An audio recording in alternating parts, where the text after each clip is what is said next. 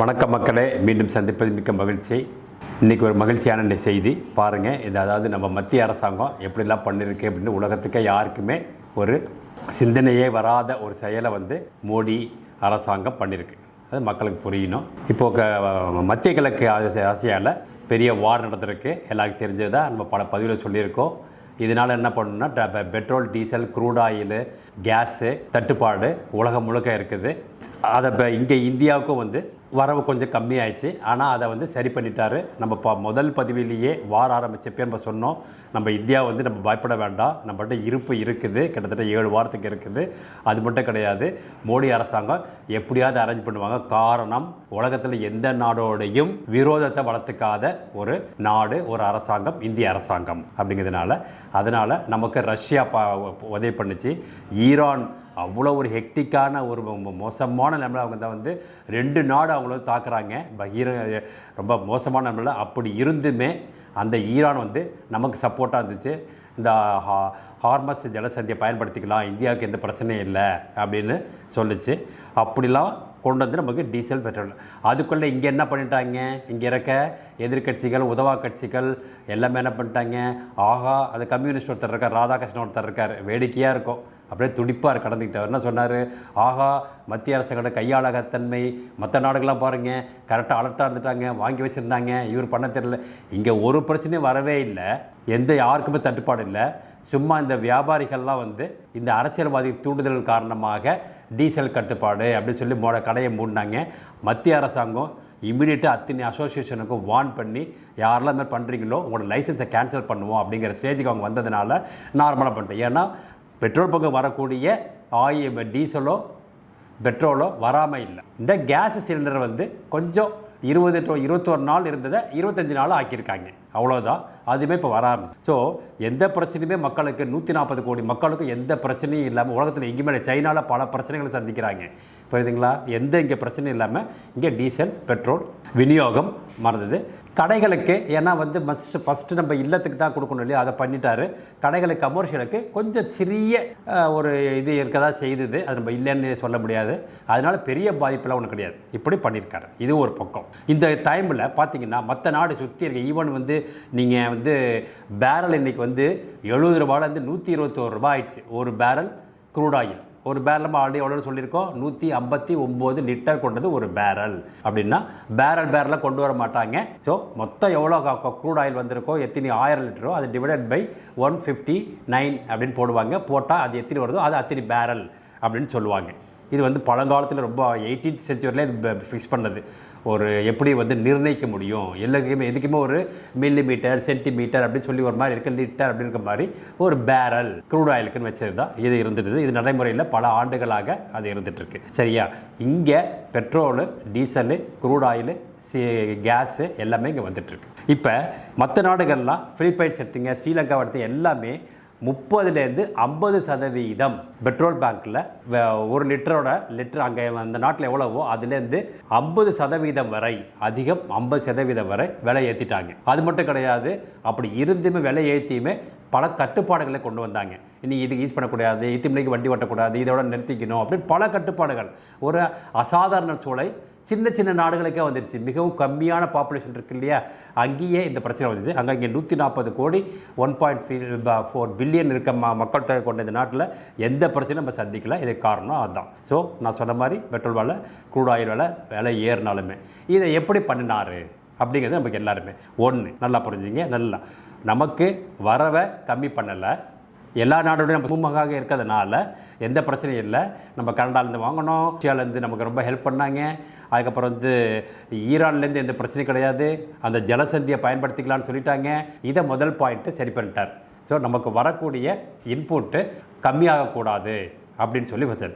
ஆனால் அந்த வாங்கக்கூடிய ரேட்டானது இன்க்ரீஸ் ஆயிடுச்சு. நான் சொன்னேன் இல்லையா, $70 US டாலர்லேருந்து $122 US டாலர் ஆயிடுச்சு பேரல். அப்படி இருந்துமே எல்லா நாட்டும் ஏற்றிலுமே இங்கே ஏற்றவே இல்லை. அதை எப்படி மேனேஜ் பண்ணார்? இங்கே தான் இந்த மாதிரி உலகத்தில் யாருமே சிந்திக்காததை அழகாக சிந்திச்சார். என்னென்னா, ஒரு பொருள் விற்றா அரசாங்கத்துக்கு வரி போகும், சரியா? இந்த வரியை என்ன பண்ணார், கம்மி பண்ணிடுவோம்.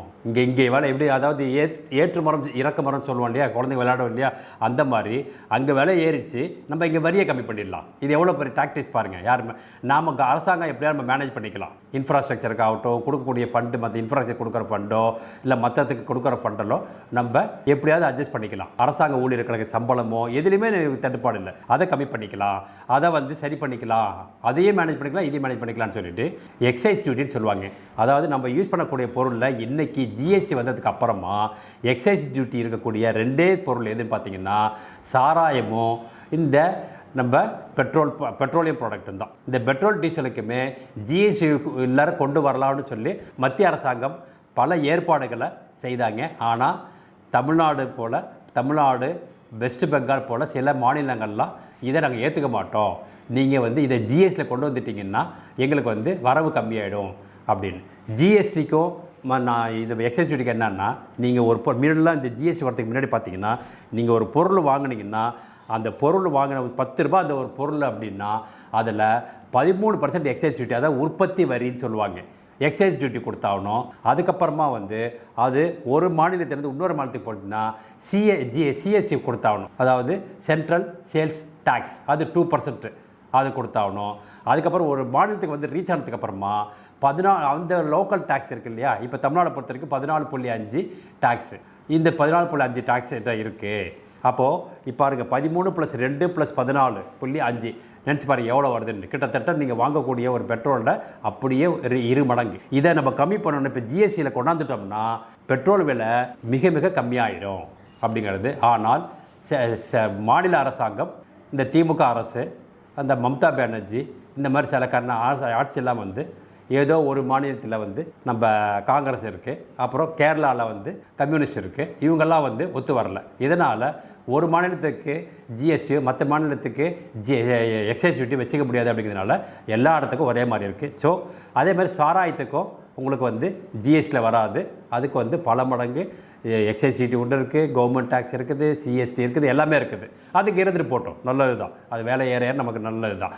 பட் இந்த இதுக்கு கொண்டு வரல. ஸோ இப்போ என்ன பண்ணிட்டாரு அப்படின்னு சொன்னால், இந்த 13% இருக்குது இல்லையா எக்ஸைஸ் டியூட்டி, அதை 3% ஆக்கிட்டார். 1 லிட்டருக்கு 13%. 1 லிட்டர் பொருள் பெட்ரோல் வாங்கினீங்கன்னா அதுக்கு 13% எக்ஸைஸ் டியூட்டி போகுது.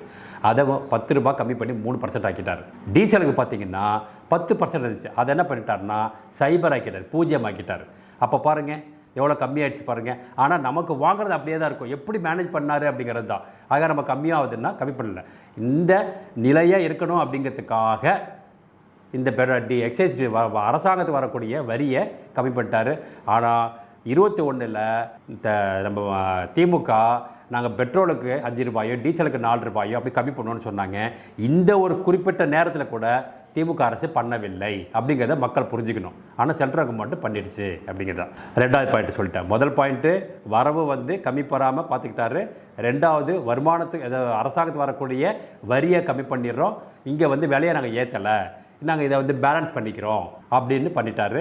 3வது இங்கே நம்ம ஏற்றுமதி பண்ணுறோம் இல்லையா, ஃபைனல் ப்ராடக்ட் பண்ணுறோம் இல்லையா, க்ரூட் ஆயில் வாங்கி பல தடவை சொல்லியிருக்கோம். க்ரூட் ஆயில் வாங்கி பெட்ரோலு, டீசலு, நாப்தலின்னு நிறைய பெட்ரோலியம் ப்ராடக்ட் இருக்குது. இதே நம்ம ஏற்றுமதி பண்ணுறோம் இல்லையா, அதுக்கு என்ன பண்ணிட்டாங்கன்னா அதுக்கான வரியை கொஞ்சம் ஏற்றிட்டாங்க. 25.3% அப்படின்னு சொல்லி 20 இருந்தது 25 அப்படின்னு சொல்லி. அப்போ என்னாச்சு, ஏற்றுமதி, அதாவது அது எதுக்காக பண்ணிட்டாங்கன்னா இங்கே இருக்கக்கூடிய இருப்பு கம்மியாகக்கூடாது அப்படின்னும், அதே மாதிரி அதில் ஒரு வருமானத்தை பண்ணணும் அப்படிங்கிறதுக்காகவும் இதையும் பண்ணியிருக்காங்க. ஸோ 3 அழகான திட்டங்கள். உலகத்தில் எந்த ஒரு பிரைம் மினிஸ்டருக்கோ பிரசிடெண்ட்டுக்கோ தோணாத ஒன்று நம்ம மோடிஜிக்கு தோன்றி, இது எல்லாமே காரணம் என்னன்னா, இந்த மற்ற கட்சிகள் மாதிரி தான் சம்பாதிக்கணும், தான் குடும்பம் சம்பாதிக்கணும், தான் தலைமுறைக்கு சம்பாதிச்சுக்கணும் அப்படின்னு சொல்லி இல்லாமல் உண்மையிலே ஒன்லி மக்களுக்கு சேவை செய்யணும் அப்படிங்கிற ஒரே மனப்பான்மை இருந்தனால தான் இதை இந்த மாதிரி அழகான 3 பாயிண்ட் எடுத்து வச்சு இதை ஆலோசனை செய்து பேசி இதை கம்மி பண்ணியிருக்காரு. நமக்கு பெட்ரோல் டீசல் விலை ஏறலை, அது காரணம் சொல்லிட்டோம். அது மட்டும் கிடையாது, ஈவன் தென் அப்படி இருந்துமே பார்லிமெண்ட்டில் பேசும்போது அவர் நம்ம மோடிஜி பேசும்போதுமே சொல்லியிருக்காரு, இக்கட்டான நிலைமை, நான் ஒரு தம்படம் அடிச்சுக்கல, நான் பாருங்கள் இப்படி பண்ணிட்டேன் பாருங்கள், அப்படி பண்ணிட்டேன் சொல்லிட்டு. ஓகே, இது இக்கட்டான நிலைமை, எந்த நிலைமையும் வர்றதுக்கான வாய்ப்பு உண்டு, நம்ம அதை மக்கள் புரிஞ்சிக்கணும் அப்படின்னு சொல்லியிருக்காரு. இது எதுக்கு கண்டிப்பாக நமக்கு வந்து எந்த வாய்ப்பு வரப்போகிறது கிடையாது, மோசமான வாய்ப்பு வர கிடையாது. மக்கள் புரிஞ்சுக்கணும் எப்படிப்பட்ட நிலைமையில இருக்கோம், எப்படி மேனேஜ் பண்ணணும் அப்படிங்கிறதுக்காக. ஸோ நாம் இப்படி ஒரு பிரைம் மினிஸ்டரை இந்தியாவில் இது வரைக்கும் நம்ம சுதந்திர இந்தியாவில் நம்ம பார்த்தது கிடையாது. மன்னர் ஆட்சியில் இருந்திருக்கலாம், இந்த சுதந்திர இந்தியாவில் கிடையாது. ஸோ மக்கள் இதை புரிஞ்சுக்கணும்.